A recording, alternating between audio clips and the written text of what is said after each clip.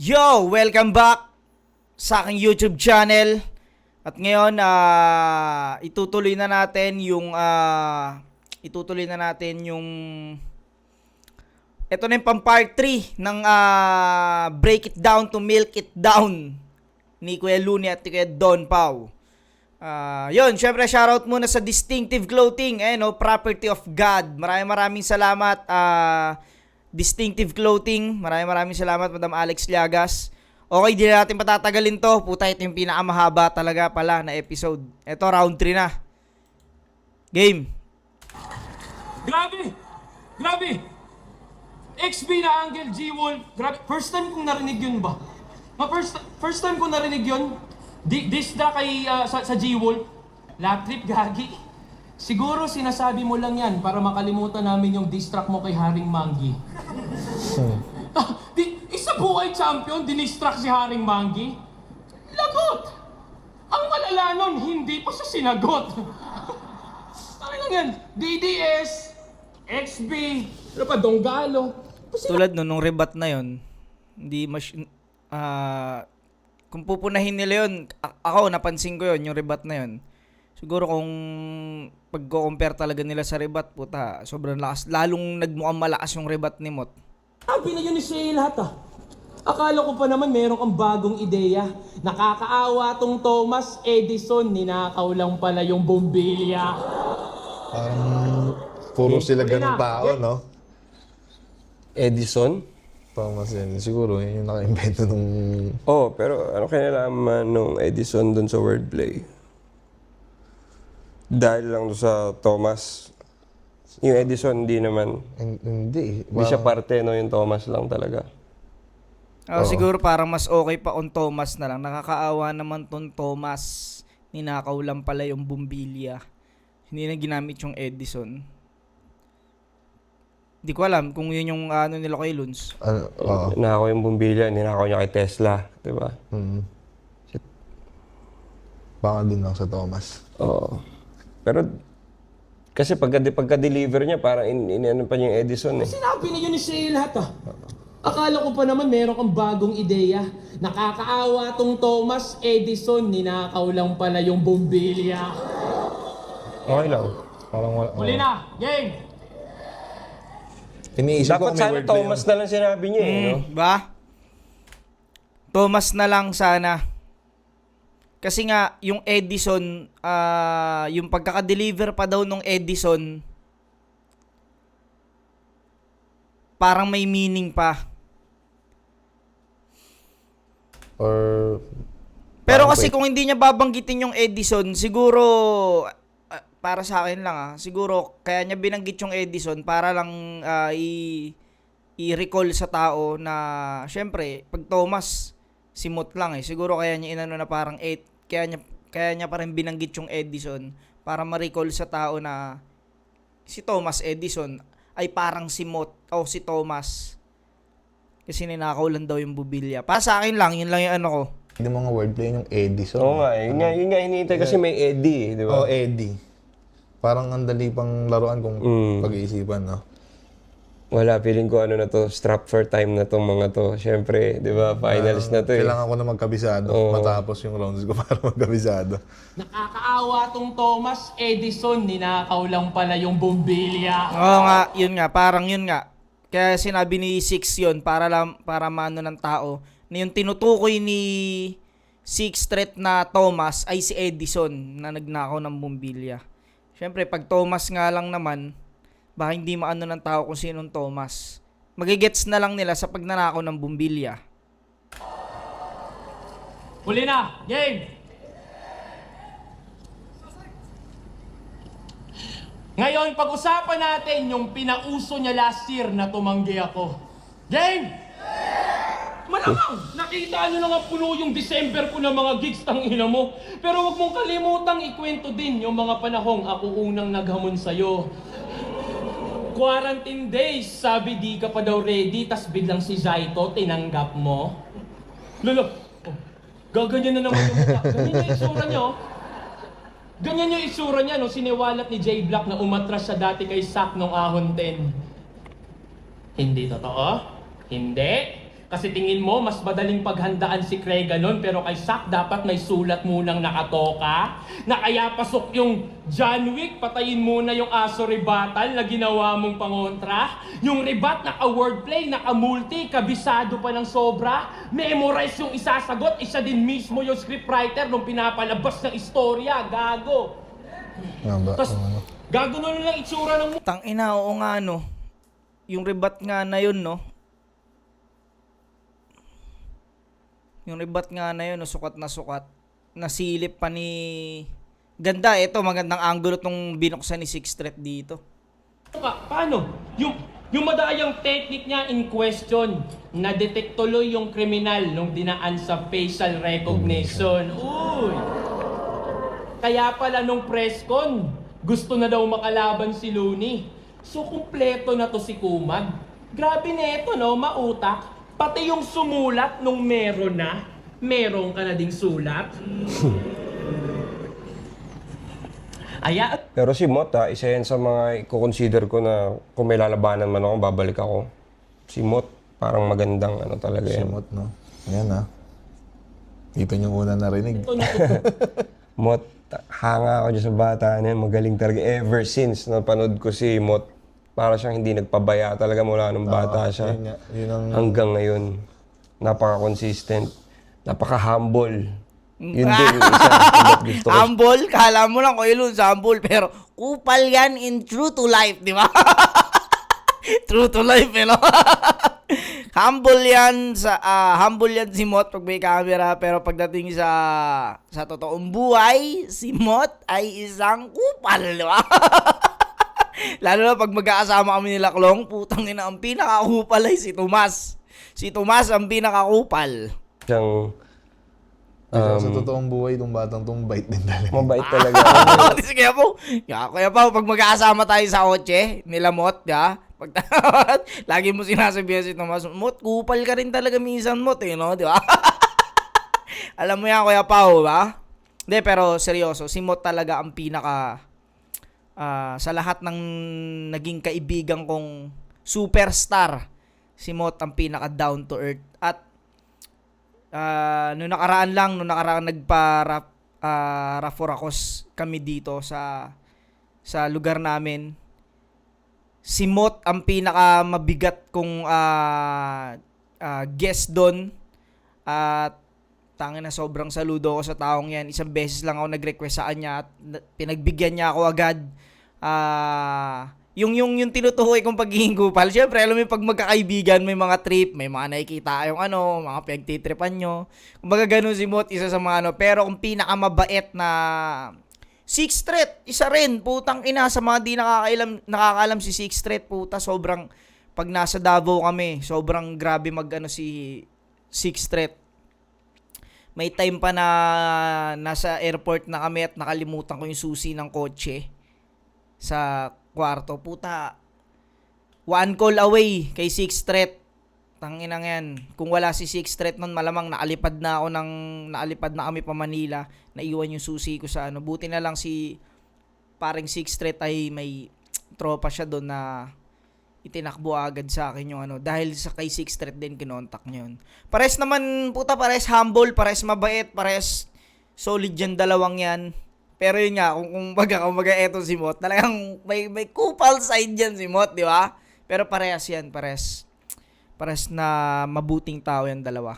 Kulang din sa kanya talaga, sinasabi ko rin sa kanya, yung magyabang ka naman ng konti. Minsan nga nakakasakit sa kanya yun yung masyado niyang pagiging humble kasi parang... Kasi yung fan niya parang... Hindi lang din yung fans, yung mga haters parang nagiging gasolina yun. Para yun siya. Hindi, tsaka sa fan niya rin sana, ang hirap mo naman pagtanggol niya. Kasi tama, totoo sa fans din. Nasasaktan din yung fan niyan kasi parang ilaban mo naman kami, bigyan mo naman kami ng dahilan na yung may yung sobrang bait niya kasi talaga May mga resulta nga siya na di ba, na yung resulta ng laban na ginagano niya yung kalaban. Yung pinuna nga ni Six kanina na parang kita sa sa tayo mo, sa tandigan mo. Dapat. Tsaka deserve niya rin talaga yun dahil nasubaybayan ko si Mot talaga. Pati yung evolution niya. Siya. Pagsusulat, pagpe-perform. Pati paggawa ng kanta, solid din siya gumawa. Sa kanta, yung pa isang saludo rin ako sa batang yan. Pati tumugma, ang galing tumugma. Walang ano yung mga kanta niya, walang, alam mo yun, parang, pati doon pag nag-rhyme siya, hindi rin siya nabubungian ng mga syllables talagang. Sinasabi niya dito, hinahamon daw ako ni, parang napanood ko yun sa press con niya tayo ng PSP eh. Parang tinanong siya kung sino yun. Parang, siyempre Kuya Lon, parang may ganong ano siya, banat siya na. So yun yung sinasabi niya. Para sa kanya, pwede ka naman na rin niya talagang, sino pa bang hihingi niya? Siyempre, kung ganyan na yung standing niya labanan mo na yung ano. At saka kaya gusto ko siya, syempre. Idolo mo. Yun eh, parang siya yung may chip on his shoulder ngayon eh. Di ba? Siya yung undefeated eh. Di ba? May sisirain ka, may babak ka sa Baga may motivation ako eh. Yun, di ba? Motivated ako eh. Dahil binigyan mo ako ng enough motivation eh. So yun. In the future, tingnan natin. Suot ka na, Mod. Nung dinaan sa facial recognition. Uy! Kaya pala nung press con, gusto na daw makalaban si Looney. So, kumpleto na to si Kumag. Grabe neto, no? Mautak. Pati yung sumulat nung meron ka na ding sulat. Kaya pala lagi niyang inaasar yung mga kalaban niyang nag-overtime, di ba kamo? Pistol J Black sobra sa oras. Lanseta higit 50 lines. Yan ang lagi mong panargo. Yung manggugulang, takot magulangan. Inuunahan niya na lang kaso namumuna ng overtime itong mahilig na mag-clock in ng maaga sa trabaho. Buti pa, malinis lang ang trabaho. Ano yung ibig sabihin? Kaya sa susunod, Parang masyadong mahaba yung... Laging yun yung sakit ni si Xtret, no? Yung punchline parang kumakabayo yung... Parang masyadong maraming salita. Sa dulo, sobrang dulo yung ano. takot magulangan. Inuunahan niya na lang kaso namumuna ng overtime itong mahilig na mag-clock in ng maaga Dapat sa dun na yun eh. trabaho. Dapat dun na yun. Dapat doon na nga yun. Dapat doon na lumanding yun. Kaso, inuunahan na lamang nanananan nanandado. At parang gano'n na siya eh. Kaso mahaba yung ano eh. Kaso, nanananan. Parang ganun nga yung pagkakaano niya dapat. Takot magulangan. Inuunahan niya na lang kaso namumuna ng overtime itong mahilig na mag-clock in ng maaga. Namumuna ng overtime. Nananano. Dapat ganun eh. O nga no, ang dami pang dinaanan. Sa dulo, sobrang dulo yung ano. Takot magulangan. Inuunahan niya na lang kaso namumuna ng overtime itong mahilig na mag-clock in ng maaga Dapat sa dun na yun eh. trabaho. Dapat dun na yun. Buti pa, malinis lang magtrabaho. Kaya sa susunod, wag kang puro invento. Kumpletuhin mo yung detalye na yung binibigkas. Cause bitch, it took 5 years o 6 na pong buwan para sa 60 yaks. Kanina pa kita dinuduraan. Di mo gets yun, Brad. Puro spit yun, Brad. Kasi ganon yung spitting facts. At speaking of facts, Hindi ko na-gets yun. Ba't ganun reaction ng tao dun Dahil nakabawi siya. Dahil akala nag-choke. Tapos naalala. Oo nga. Hindi ko mag-gets ba't may reaction yun eh. kasi ganon yung spitting facts. Parang, yung mga tao kasi, minsan akala nila fake choke lahat eh. Uy, fake choke! Babalik. Fake choke! Choke nga pala. Wala hindi alam kung ano yung fake choke sa Sino kayo hindi. nag-focus nun, no? Ang galing din na nagsalita nun eh. Ganun mag-fake joke. Nagagamit na rin yun, di ba? Parang... Hindi kasi merong mga fake choke kasi na maganda eh. Merong mga fake choke na ano. Pero minsan yung mga tao kasi akala nila parang thing yun na laging ginagawa. So yung iba pag... Pero may mga solid na fake joke din talaga. Diba? Meron ako isang naalala kay Slack One na dumaan pa si Bermuda. Yung kay Mot. Tuloy. Yung papahanap mo. Yun, isa pa rin yun. Tindi nun. Kay Lance versus Lance. Oo. May mga fake joke na ano. Diba? Ito akala nila ano. Akala nila fake choke. Kasi ganon yung spitting facts. Explaining daw, no? At speaking Buti na lang. 7 dapat tong finals eh. Pero para makalamang tong manok nila, pati araw mamajikin. Nakita nilang may gig ako sa ibang bansa, kaya pinaaga para yung paghahanda Diba, siya ko sa ganun, mabitin. Mga hurado, para sa pa yung sinusulat ni dyan kung may script na pala? Ano yun? Credits na lang yung tatalihin? Makokontrol nyo yung puntos pero di yung punto ng aking sasabihin. King ina mo, sabi mo kay Pangs, ikaw ang mas leon. Leon daw na maghahari. Pero nagpatali ka sa kanila. Naging kanibalismo tong leon din yung lumamon sa sariling pride niya. Kiyay ka. Okay. Pride Leon, tangina nakuhang magpa-under. Naging puta na may handler. Animal Kingdom, ikaw naman yung binaliktad. Yung leon na yung lumuluhod sa badger. Okay. At pati kay Phoebus. Tangina. Honey badger, no? Kasi pumapalag sa mga leon Pumapalag sa yun. lahat yun eh. Maliit na... Oo. Okay. Yun. Lumulon. Maganda naman yung mga elemento. Ang haba. pinagkaiba kasi, parang yung qualities na kinuha mo is leon, ganun. Mas maganda kasi kung yung kinuha mo yung galing sa tunay na buhay ni Mot. Hindi yung parang nirelate mo siya sa leon, tapos ginawan mo ng wordplay yung leon. Para lang maano mo yung badger. Hindi, inano niya rin sa si Fangs ba? Sinasabi niya. May binanggit ba siya? Si Parang Fangs. merong fangs. Kasi yun yung parang ano ni Fangs yung Haring Leon. Pero si Fangs kasi hindi siya ganun ka... Hindi, alam mo yun? Hindi alam ng ano eh. Kumbaga hindi naman siya Glock 9 na, simpleng tao. Alam mo yung ganun na madidikit mo na ganun. lang na alam lahat pag unang rinig. Isang bigkas lang. Ang Ako, dami hindi ko kasi, alam eh. maraming leon, di ba? Maraming rapper na gumagamit ng leon. Hindi naman parang, si Fangs na yun, sa kanya na yun, di ba? Hindi niya pagkakakilan, sariling pagkakakilan na niya. Pa-under. Naging puta na may handler. Animal Kingdom, ikaw naman yung binaliktad. Yung leon na yung lumuluhod sa... Ano pa yung sinusulat ni dyan kung may script na pala? Ano yun? Credits na lang yung tatalihin? Makokontrol nyo yung puntos pero di yung punto ng aking sasabihin. King ina mo, sabi mo kay Pangs, ikaw ang mas leon. Pangs. Leon daw na maghahari. Pero nagpatali ka sa kanila. Naging kanibalismo tong leon din yung lumamon sa sariling pride niya. Kiyay ka. Pride Leon, tangina nakuhang magpa-under. Naging Kumbaga puta ano na siya, may second hand reference na siya Kasi yung leon talaga ang sinabi niya lang naman, gusto mong ikaw yung mas leon. Mas leon. Pero unang-una, hindi established sa buong mundo. Kumbaga siguro sa mga nakakilala lang na si Fangs, Leon. Tapos parang inano pa niya yun sa isang battle ni Mot tsaka ni Fangs na parang hindi mo rin maaalala dahil sa sobrang dami. Bumabattle na ako, di ko pa nag-gets Diba? hindi mo pa pinaliwanag eh. So parang... Hindi patay naman siya talaga. rich, pero parang papunta na doon.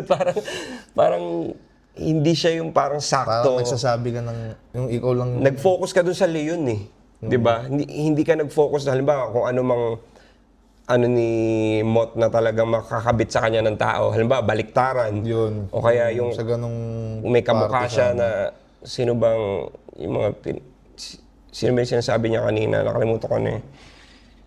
Kumbaga, anything na recognizable agad. Kasi yun, parang nag-focus ka dun sa leon tapos pinahaba mo pa. Kahit di alam yung story yun. Kahit hindi alam. Pag binanggit mo, parang okay. Kumbaga, maganda yun. Badger. Nalagay mo si Badger. Yung fact, yung animal facts. Nakapagbigay ka na yung Badger kayang pumalag sa leon. Yung nilandingan, okay naman. Kaso nga, tama ka. Kaso pag parang natutulala ka kasi minsan pag napanood ka ng battle, ano yung sinasabi niya? Ba't nasa leon yun tayo? nga eh. Di ba? yung lumamon sa sariling pride niya. Maganda kasi, may lamon, pride. Pride Leon, Badger. ang nakuhang magpa-under. Naging puta Yun naging na may motivation handler. nung Animal scheme Kingdom, ikaw naman yung binaliktad, yung leon na yung lumuluhod sa badger. At pati kay Phoebus. Tangina, champion yan ha. Ngayon may sugar daddy na lang na mayaman. O sugar daddy niya din yun. Para sa milyon, naging bitch yung may corona para kay Chavit Singson. Ngayon, Miss Universe na... Okay yun. Para sa milyon, naging bitch yung may corona. Parang Chavit Singson. Okay. Solid yun. Kumbaga, pwede mo siyang i-level dun sa ano niya kanina. De, tsaka pang-mot lang, may corona. Hindi may lahat, corona. Di lahat ng bumabattle may corona. Kumbaga, parang Leonardo da Vinci niya, pwede mo siyang iskoran ng ganun din. Oo. O sugar daddy niya din yun. Para sa milyon, naging bitch yung may corona para kay Chavit Singson. Ganda nun. Ngayon, harap sa salamin. Karma'y nabalik na din na ang alila ay alila kahit babalik ta rin. Ay, really, please. Ngayon, karera mo'y nakadepende na lang sa kanilang activities. Binigyan kanya ng kotse, di pa rin umarangkada abilities. They gave you an expander but you're able to expand your possibilities. Wait, parang pamilyar. Alam ko na problema kung bakit parang hindi lumalanding yung ano ni Sixth Thread para sa akin. Parang yung delivery niya masyadong engrande para sa laman ng sulat niya. Pati yung buwelo niya. Yung buwelo niya parang Pang-last, no? Yung buwelo niya pang-deliver sa pang-last. pang-deliver sa panglas. Tapos yung ano hindi umaakma dun sa intensity ng delivery niya. Alam ba, yung rhyme niya biglang Oo, baga bongga na agad yung parang masyado niyang pinapabongga yung setup para dun sa punchline na yun. Tapos yung punchline daw hindi naman ganun kalakas.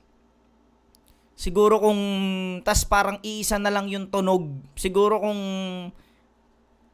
paiba-iba ng way ng pag-deliver si Sixth Thread. Siguro dahil ang ano naman diyan is yun na yung nakasanayan kasi ni Sixth Thread eh. Kaya gano'n na talaga siya eh. Yung sa stage, gano'n talaga siya mag-perform eh. Dapat mas, tamad yung rhyme, tas, di ba? dapat mas mas may extra power yung pinaka last line na ipupunta. Pinaka last line. Or kung ano, wag mong siyang igigil lahat. Kasi parang walang lulutang Oo, kaya nga. Baga, medyo kalmahan mo ng konti. Kalmahan mo yung iba, di ba? Parang jumajab ka lang, biglang power punch na, doon mo lakasan ng onte.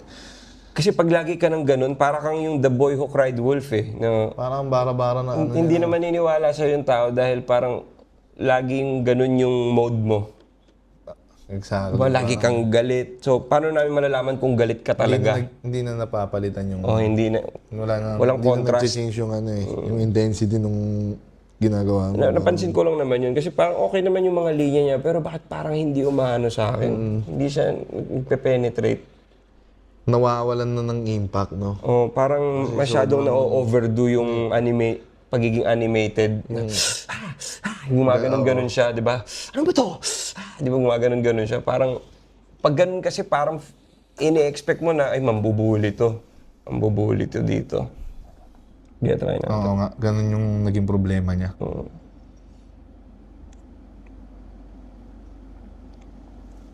They gave you an expander but you're able to expand your possibilities.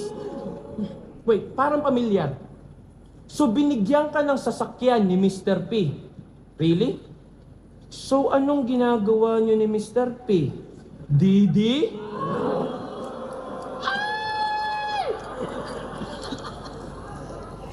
Na Justin Bieber ka, te. Expand. Parang di ata expander ko. Chinado yung bigla akong napaisip. Hindi ba? Kasi inaano ko yung in-expand.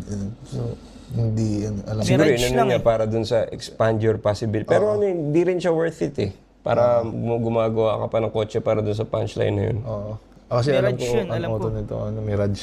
Mirage. Oo, naalala. Kasi tinanong mo rin kanina eh. Bigla akong naalala. Akala ko, kasi parang nakita ko may Mot. si Mot eh. Hindi ba sa kanya yun? Naka-Mustang siya, di ba kanya? Hindi. Parang sa... Ewan ko, may sinot lang yata sila. Akala ko sa kanya. Kino-congress ko pa siya. Uy, bagay. Nakita ko may Mustang siya. Naalala ko lang bigla ngayon na kasi natanong mo rin kanina. Ano nga pala siya? Mirage. Mirage. So, hindi expander. O baka may expander din siya. Or sa family, pwedeng ganun na may nakita si Six, no? Pero ang alam ko, auto niya Mirage. Okay. Baka sa Facebook niya, may mga picture na hindi natin alam. Siyempre, kalaban sila eh, naghukayan niya ng ano eh. Okay, baka may nagsabi kay ano. Oo, pwedeng ganun. Six Thread. Oy, expander kotse niya. No? So, hindi naman big deal yun. Baka merong ano. So anong ginagawa niyo ni Mr. P? Didi?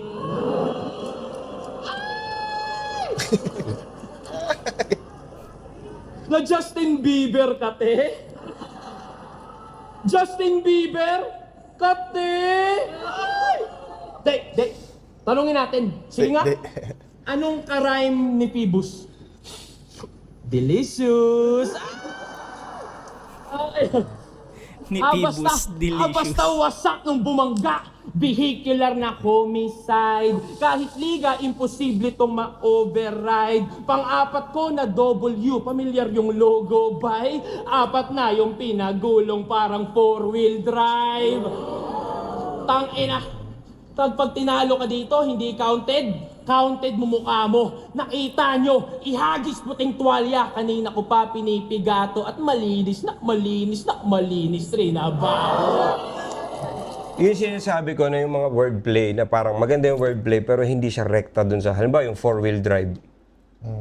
Parang selfie siya eh. Selfie bar siya na parang bar nanalo ako. Pero halimbawa lang title ng album ni Mot, 4-wheel drive. Ang lakas nun. Pwede yun. Oo. Diba? Yung ibig ko sabihin na parang Nakakonekta. Konektado talaga lagi. Konektado siya. May connection yung sinasabi mo. parang hindi Related, lang sa no? isang punto siya kumukonect. Parang Related 2 or talaga. 3. Ano ka dito, hindi counted? Counted mo mukha mo. Nakita nyo, ihagis puting tuwalya. Kanina ko pa pinipigato at malinis rin na ba?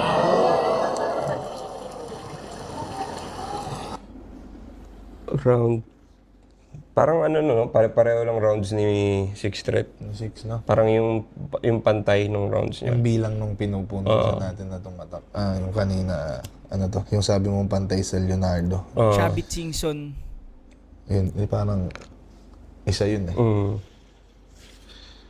Parang bawat round may ganun siya. May isa siyang talagang solidong Tapos medyo animated na delivery na yung parang sumasalba dun sa ibang parts. Kasi parang dun niya inaano eh.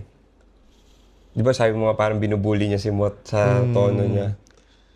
Pero yun nga eh, medyo sa akin yun eh, hindi siya nakakatulong lagi. Parang dapat meron lang part siguro na ganun. Wag yung buong... Wag mong Mas maganda ibalik pa rin yung dating Six Threat na talagang, alam mo yung cool lang na parang dinadaan mo talaga sa magagandang Dati rhyme. ganun siya eh. Parang laban ng Apex, yung last Gagandang line. linya. Doon siya biglang magwawala eh. Dito parang sobrang agresibo niya. Tingnan mo natin round 3 ni Mot, bago natin. Bagong barahin.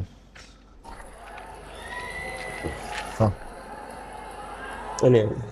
Pwede. From Japan. Ano to? Binigyan daw ako ni Phoebus ng kotse. Ang daming padali. Tanga nakuha ko yung kasi yung pera hinati. Mula sa ahon, pati yung unang laban ko sa PSP, kaya yun nangyari. Insulto sa'yo yung kasi yung ahon yun yung panahong umatras ka, doon pa ako nakaabante. Okay. Pero ba't? Sisimulan ko tong round 3 tungkol sa panapos na duramo. Malinis, trumabaho.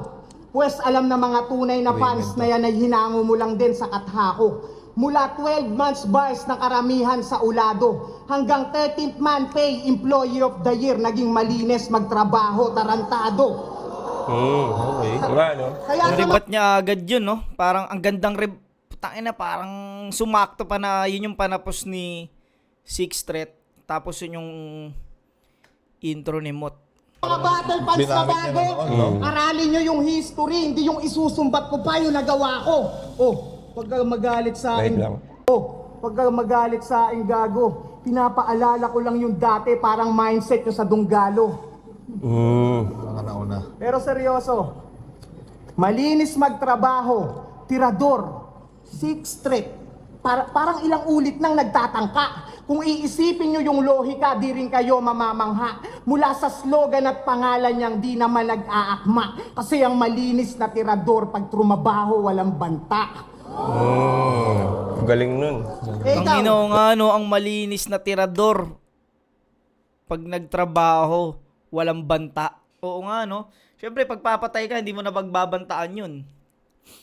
Putang, ngayon ko lang to na Tapos, yung reference na ginamit niya, no, kay Six Threat yung tirador, malinis magtrabaho. Tapos, Six Threat yung banta. slogan at pangalan niyang di naman nag-aakma. Kasi ang malinis na tirador pag trumabaho walang banta. Galing nun. Eh ikaw, Gandang di punto ba nun. dinamay mo syota ni Tats? Oo nga, no? Magulang ni Akata. Galing nun, ah. Malinis na. Walang banta. Magandang punto yun. Dito pinuntuhan niya, no? Pinuntuhan niya si Sixth Street dito. Kasi ang malinis na tirador pag trumabaho walang banta. Eh ikaw, di ba dinamay mo syota ni Tats?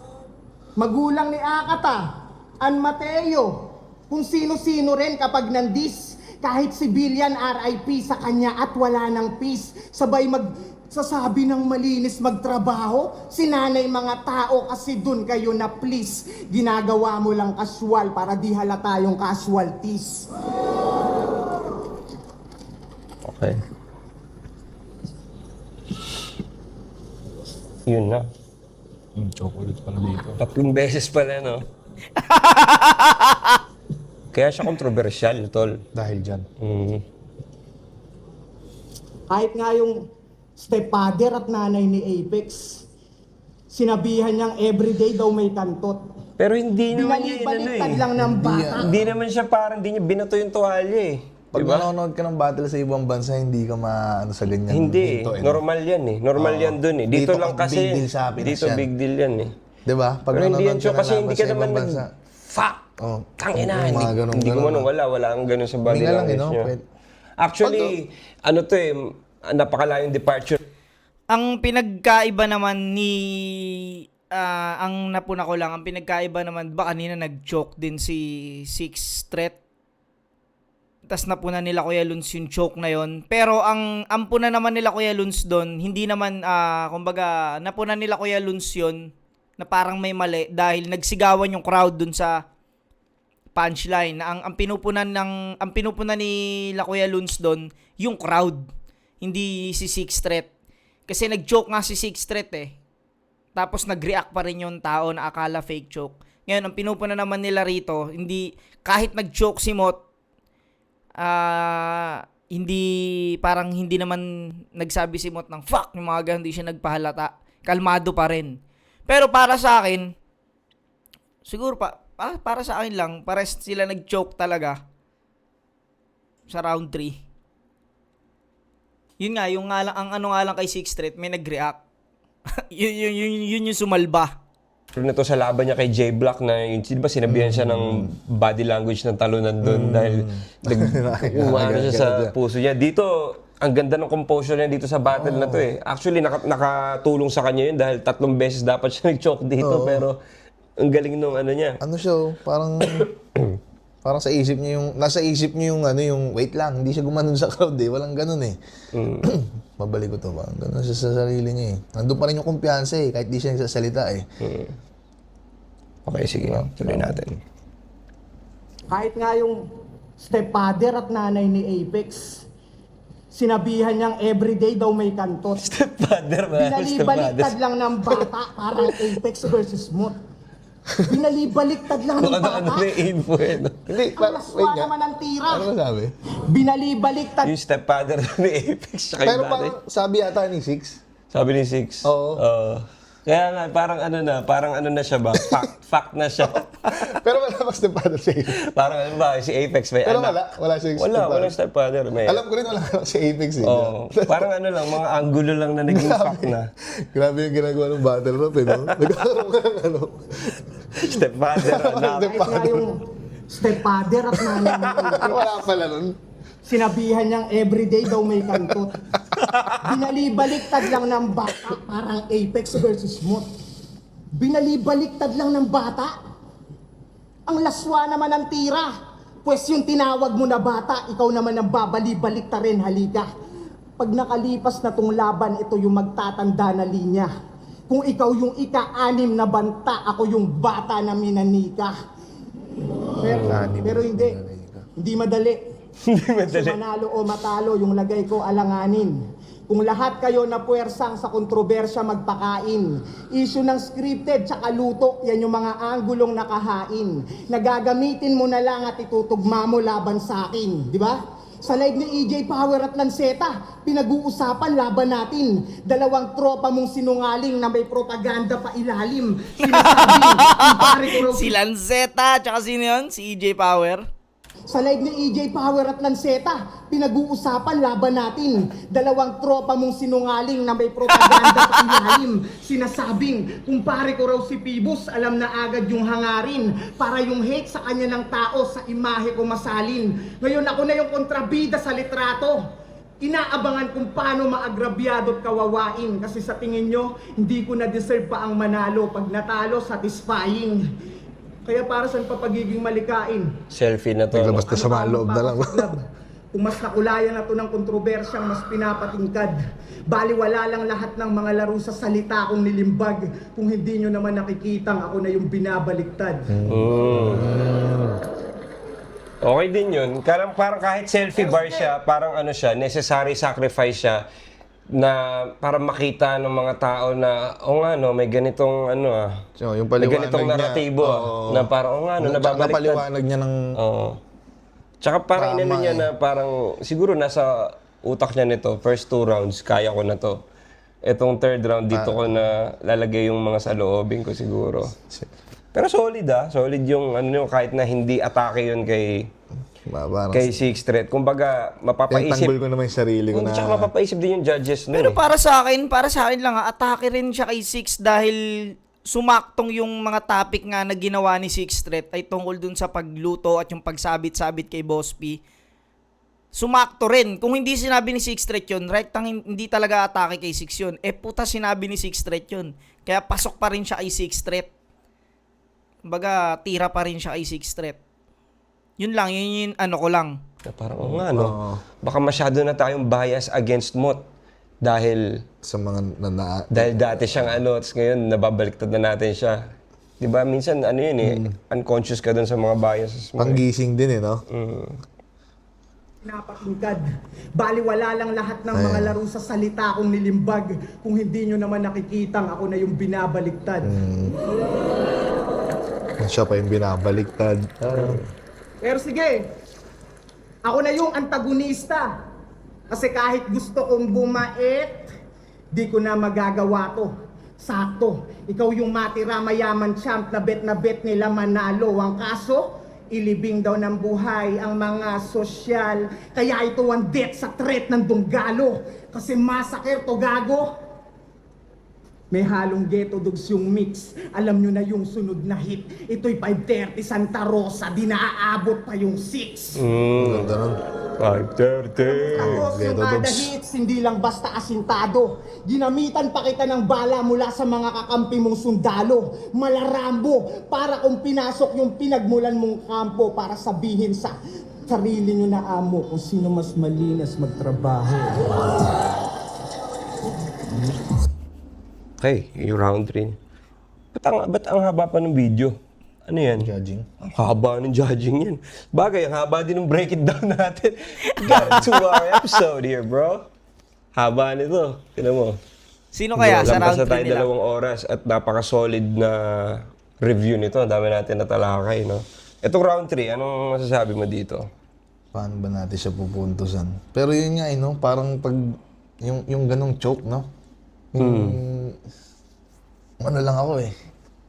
Kaso Basta hindi siya nakita sa mukha mo, sa hindi... verbal, sa body language, hindi siya choke eh. Hindi siya choke. Hindi siya choke na ano. Basta yung mga tao hindi pa... Kaso nga, yun nga, sa Pinas, pag ganun, minduho ka na, choke na yun eh.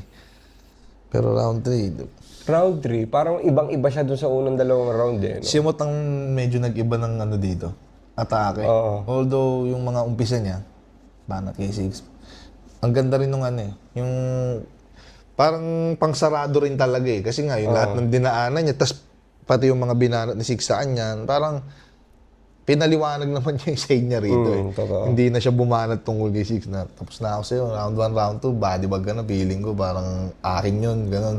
Parang ganun yung, siguro nung ginagawa niya, kumpiyansa ako sa 1 and 2 ko na tawduro Tsaka siya. medyo Tas mahina rin yung round 3 ni Six Threat. No? mahina din Kaya yung round. parang Parang inisip, sa 3 round ni Six, yung round 3 niya yung pinaka para sa akin. least, no? Oo. Doon siya medyo kinulang talaga. Parang round 2 na yung pinaka-ano, no? Tingin mo, dahil dun sa Leonardo. Oo. Tapos, yung binanat niya pa sa round 3 na yung Leon, parang, ayun yung isa sa medyo okay sana. Kaya lang, ang haba din. Mahaba nga siya. Hindi lang pang, ayun nga yung sinasabi mo, parang hindi naman pang-eksaktong pang-kimot na. sino kaya tsaka yung panalo sa kalaban niya si Vance. Pero maiintindihan ko kung ba't siya naging kontrobersyal. Dahil lang sa ano. Dahil dun sa 3 beses na tumigil si Mot. Kasi parang, oo nga naman, meron din naman mga battles na talagang hindi tumitigil yung nagbabattle. So, parang lahat ng butas na pwede mong hanapin sa fanbase ng ng kalaban, di ba? Lalabas talaga lahat yan eh. Kaya hindi talaga siya maiwasan na hindi pag-usapan eh.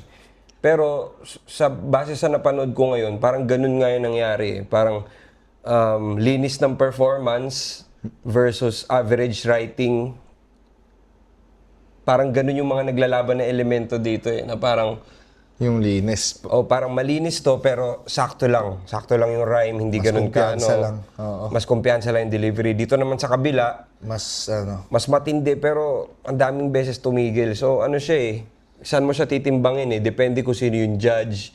Depende kung ano siya eh. Para sa akin talaga hindi ginajudge yung battle rap. Di ba? Ilang beses. Yun na yung pinaka-iniintay ko. Yung lagi ang ano ni Kuya Luns. Kumbaga dito parehas sa madaling salita para sa akin, parehas silang malupit, parehas silang magaling. May mga hindi lang sila na buo. Pero sa madaling salita, ang ano ni Kuya Luns dito ay parehas silang malupit, parehas silang may kayang gawin at may kayang gawin na hindi kayang gawin ng isa at mayroong kayang gawin yung isa na hindi rin kayang gawin ng isa. Para siyang ganon. Sa madaling salita, para kay Kuya Luns, tabla to. Kasi nga yun, sa ibang bansa, wala naman daw talagang magpapagalingan lang kayo. Yun, nakala ko may binoto sila rito, pero yun nga. Pero sa 1 and 2, parang pare silang kay Mot eh. Pero yun nga, dahil napanood nila yung round 3, na nila na ganun nga kahaba yung choke ni Mot. Pero kung sa per round siya ibabase, siguro, papasok yung kay Mot para sa kanila. Yun, para sa akin, yun, inaantay ko kung sino man nanalo sa kanila dito sa Break It Down. Pero yun nga, tabla yun para kay Kuya Luns. Yun, hanggang dito na mga pare ko. Puta, haba no, umabot tayo ng part 3. Maraming salamat. Hanggang dito na lang. Hanggang sa muli. Peace out.